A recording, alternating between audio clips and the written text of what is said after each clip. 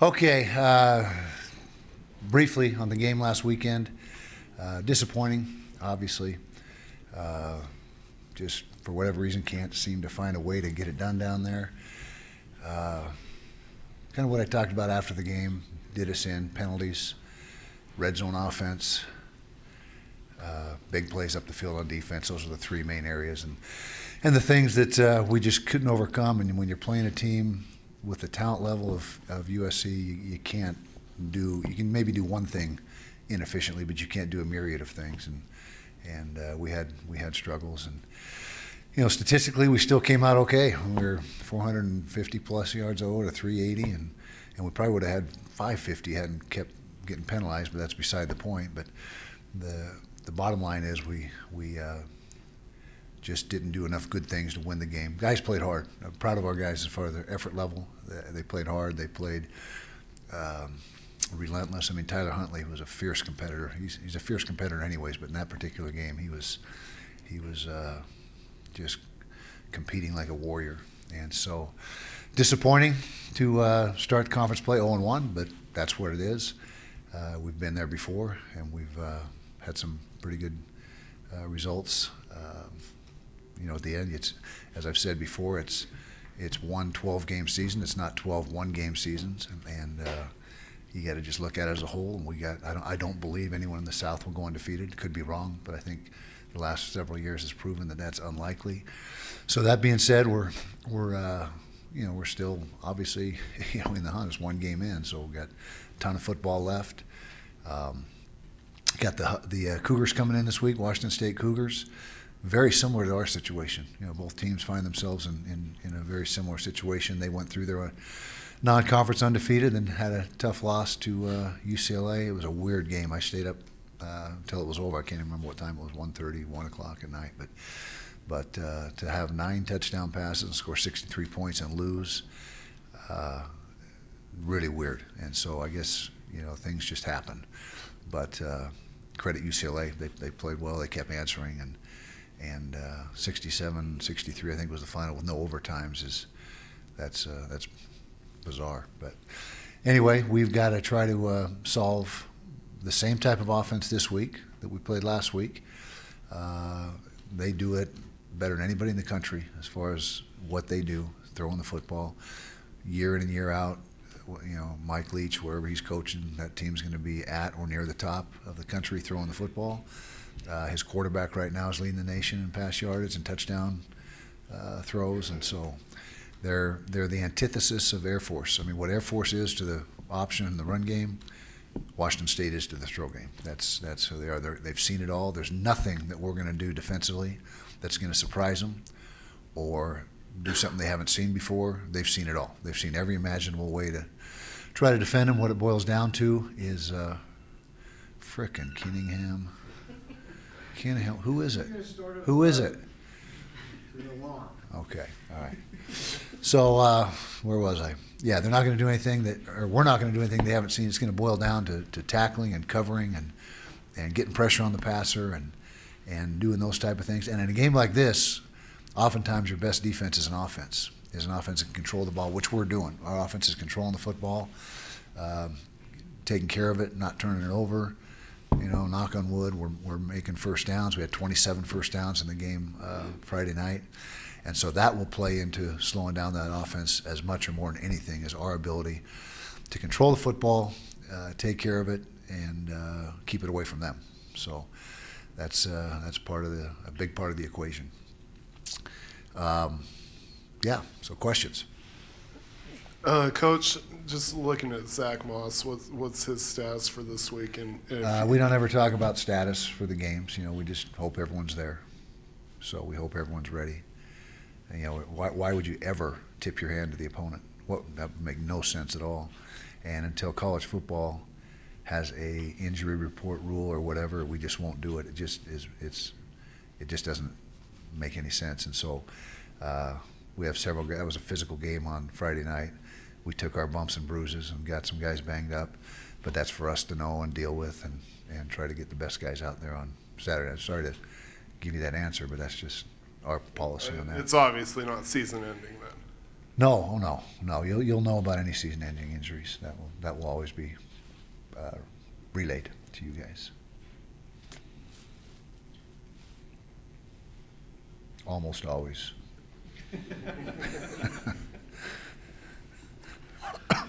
Kyle, on the turnover right before halftime, it looked like there were a couple of guys unblocked, one on each side. Mm-hmm.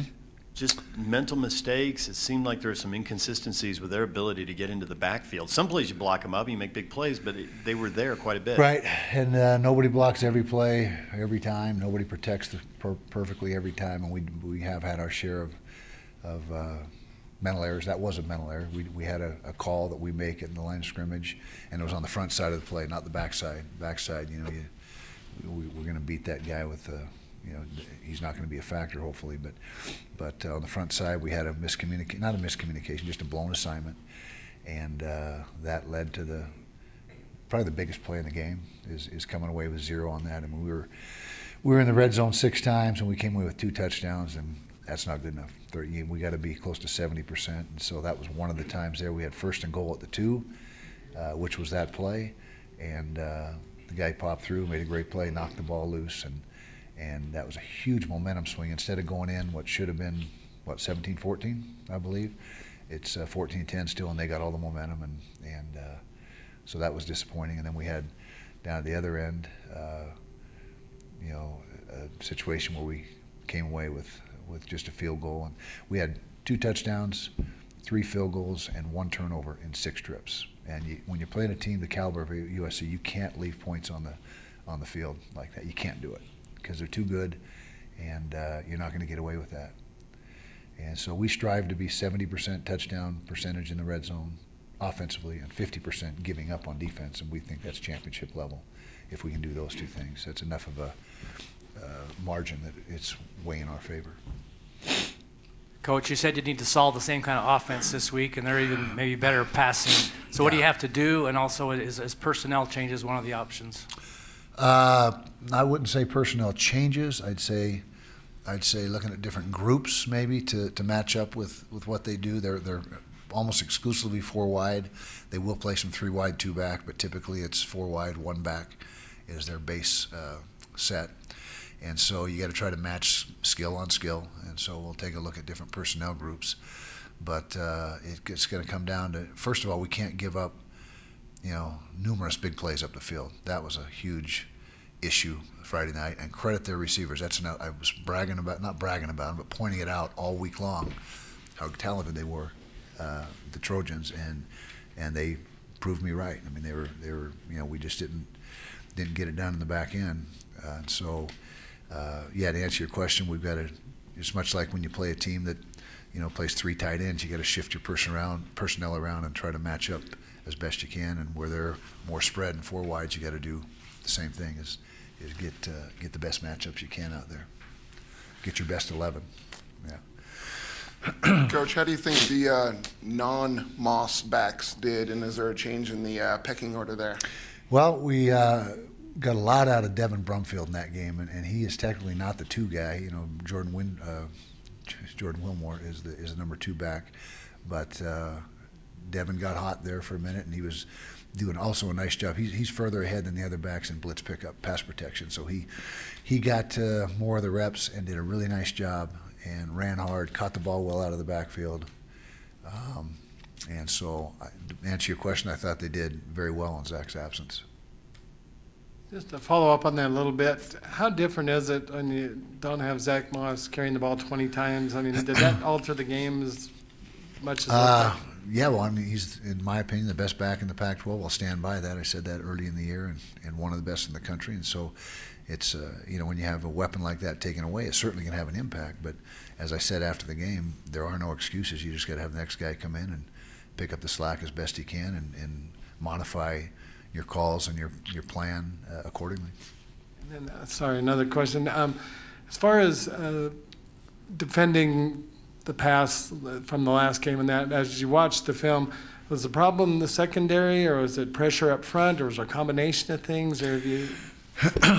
Combination of things, and I'll just say, as coaches, we got to do a better job of putting them in position to succeed and coaching them up better, and because we believe in that secondary. We're not, we don't think the sky is falling. We just had a performance because our pass efficiency defense is really good. I mean, it's up there in the conference, and we're doing some really good things. We're leading the conference and second in the nation in run defense. I mean, there's some things we're doing well, but playing the deep ball on Friday night was not one of them. It was just too many, and it was just almost like backyard football. You just chuck it up there and let the guy just go make a play, which they did over and over and over.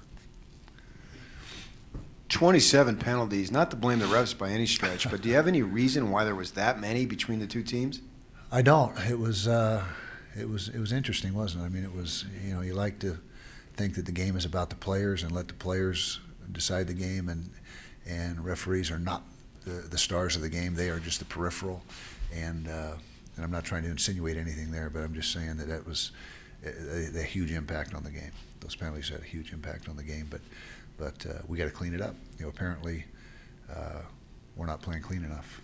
So, but that was maybe the most penalties I've ever been involved with in a game combined, for both teams, and certainly maybe the most for us too. I can't remember getting penalized 16 times. I'd have to look it up, but that was not ideal.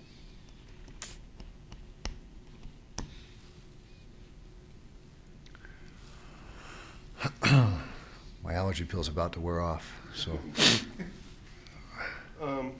Utah's one of 14 teams that hasn't thrown an interception so far in the FBS this season. Good stat. What has Tyler Huntley done specifically that's kind of keyed that stat and that improved ability to take care of the ball on offense? He has prepared as well as any player we've ever had here for each game.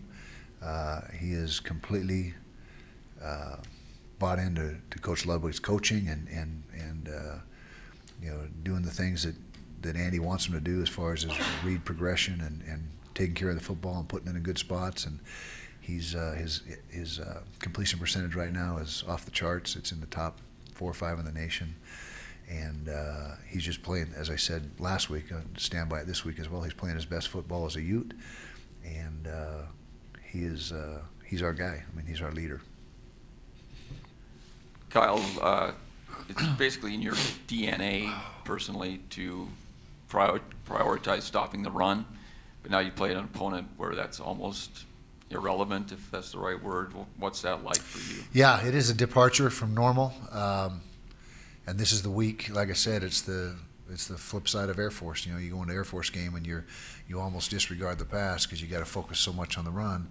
This is the exact opposite of that, which is a departure from pretty much every other week in the season. Even SC game the week before, they had rushed for 170 something yards, so that was still a viable part of their offense.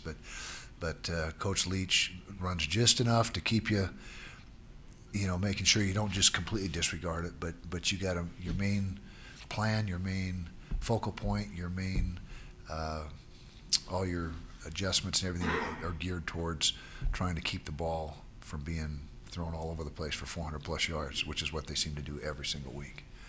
So it is different. It's a different approach. Kind of piggybacking off that, Kyle, and this might be a dumb question, why is Mike so successful at doing something that a lot of other coaches in the country don't really dare to even try? Well, it's like the old adage, you do one thing and do it really well, and he's taken that to heart. And like I said, I mean, you can play Air Force, and I keep making that analogy, and you can line up in 99 different ways, and they'll have seen it all, and they have an answer for it all.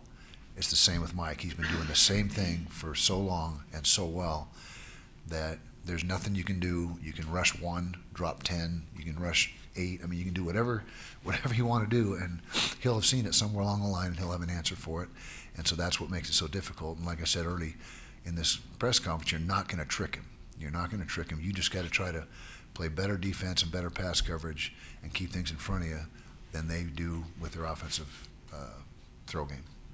Do you find against the Cougars, do you have to use more personnel because they have to run around and they're so active in the game? Yeah, that's another problem is you run out of DBs, fresh DBs because they're covering, and when you play a lot of man coverage like we typically do, some weeks we don't, and your DBs are, man coverage takes more out of a DB than zone coverage. It just does. There's more running involved. You're chasing guys all over the field. So there does come, as much as we believe in it, it does come at a cost. And so, you've got to have some guys to rotate through there to keep them fresh because they have a bunch of receivers they rotate through and keep those guys fresh. You got to match that. Kyle, I remember last time you played Air Force, how excited you were not to play them again. So excited I won't say it. Yeah, Leslie, we get in trouble when we talk. No, but Yeah, we do. we do a little. Yeah. And I was going to ask you, as far as, now I lost my train of thought. That happens. Okay, but Washington State is a team you don't necessarily play every year, but you play a lot of years. Do you dedicate time like did you in spring ball, like you did with Air Force back in the day, to prepare for that, or do you just have to take it a week at a because time? it's Air Force. The option is a different type of run game. Their throw game, other people try to do it, they just don't do it as well. And so, zone coverage and that type of stuff is still all the basic principles and tenets that you use to defend the throw are still there. It's just they do it so darn good that you got to be razor sharp with your techniques and your fundamentals. USC was described as the air raid, and obviously Washington State's got the original air raid with Leach. How much overlap? Hal Mummy had the original way Okay, back the in original. Kentucky, and yeah, it goes way back. Way back. Yeah. How much overlap is there between the two, or given the fact that USC runs and that USC has probably at least 3 NFL receivers, are you really not preparing for the same thing 2 weeks in a row, or are you? Same basic animal, but there are differences. But it's the same, the route structures and a lot of the concepts in the routes, the rub routes and that type of thing are similar. As I mentioned, the Trojans are a little more run than, where Washington State might be 75% run, the Trojans are maybe 68, 70% run, or throw, I should say. And so there is carryover. There's a lot of carryover. And, if you're going to play those two teams in a season, playing back-to-back would be ideal, which we're doing. Now we'll see if we can defend it. Still got to defend it, but it kind of leads into the one game leads into the other. Their quarterback, Gordon, already has 21 touchdown passes. Is it just Mike Leach's system? You can put anybody in there? Or is there something about this guy that is really impressive? It's a great system. I wouldn't say you could put just anybody in there, but he seems to find a way to make most quarterbacks successful that are playing for him. And he does a great job of teaching them. And this guy's been there for years. I mean, this is I think he's a fifth-year senior, redshirt senior. And so he knows the system inside and out. He looks completely in command back there. And, I wouldn't say that you could just throw any guy in there and he'll throw for 400 a game, but they always seem to find that guy, whether they have to go to the grad transfer route or whatever. They always seem to come up with a guy that can get it done. Kyle, coming into the USC game, obviously you had an FCS opponent the week before. Does that kind of present issues in the sense of, you go from an FCS, you save some guys, you get some guys, maybe not some reps, but then come into this big game against a USC? I mean, would you prefer to have maybe a tougher opponent in the week leading up to conference play? There's pros and cons. It was nice to be able to rest a lot of our guys and be fresh coming into the game, and so I think that is definitely a pro. Playing Pac-12 competition week in and week out, I mean, that starts to steel you a little bit and get you, it hones you, I guess you could say, but it also can beat you up. And so I think there's arguments for both sides. I just know right now our defense should be very fresh. We only played 50-something snaps again against the Trojans, where we snapped it 80-plus times. Now with the penalties, I think it only comes out to like 78 or 79 snaps, but we actually snapped it 80, I think it was 85 to 87, something like that. So I'd rather be fresh than beat up, but I can't say that that's a disadvantage. As I think about it, I don't think playing FCS is a disadvantage part of that. I wouldn't use that. Coach, you've known him for a while. What is it like having a conversation with Mike Leach? It's awesome. Most entertaining coach you'll ever come across. Smart as a whip, personable. You can literally choose any topic, and I mean any topic, and you'll get a couple hours worth of dialogue, and very humorous dialogue on whatever subject you're dealing with, and he knows a lot. I don't know how he knows so much. He must read a lot, something, but he knows a lot. You've been a noted special teams squad for a while now. What do you pick up watching UCLA run back a punt and a kickoff for a touchdown? Yeah, that was definitely an impact in the game, although Washington State made some plays special teams wise as well, so it was kind of a wash. But you know, we just, you know, there's three phases: offense, defense, special teams. The old adage: if you win 2 out of 3, you win the game. And so we put a huge emphasis on special teams every week and try to make that advantage. Utah last week against the Trojans, it was a non-factor. I think it was neither team really, you know, had stellar special teams. They were both kind of average.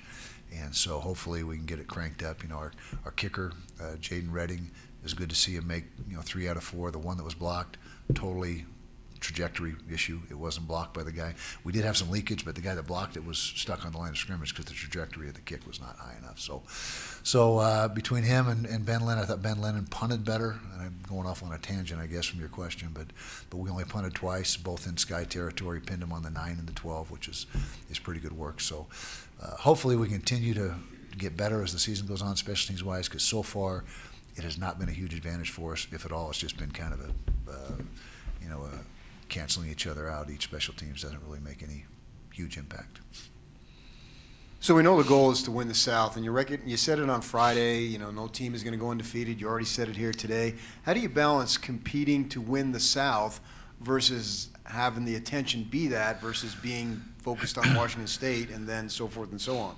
Well, the attention is not on winning the South. I'm just saying we don't think anyone's going to go undefeated, and we think that you know, if we just take our business, whatever's right in front of us, 1 week at a time, just like we always try to do, that you know, I guess what I'm saying, there's no panic setting in. You know, it's 1 game into the conference play, and we didn't get it done, but there's no reason to you know, get discouraged or let this linger. We've got to move on. We've got to get rid of this game, you know, mentally, and today is the day we got to do that. You know, when you play on a Friday, you have 2 days to kind of lick your wounds, but today's the day that gets behind you and you move forward. At this point, do you have an established number 2 quarterback, or is it still a weekly competition? Weekly competition, and Drew was the number 2 guy last week, and this week we'll see what happens. But it's, you know, whoever performs, we split the reps with those 2 guys, and may the best man win. I mean, that's how it's been. All right, I got to go sneeze really quick. Are we getting close? Are we done? Oh, okay. Thanks, guys. It's not you, it's me.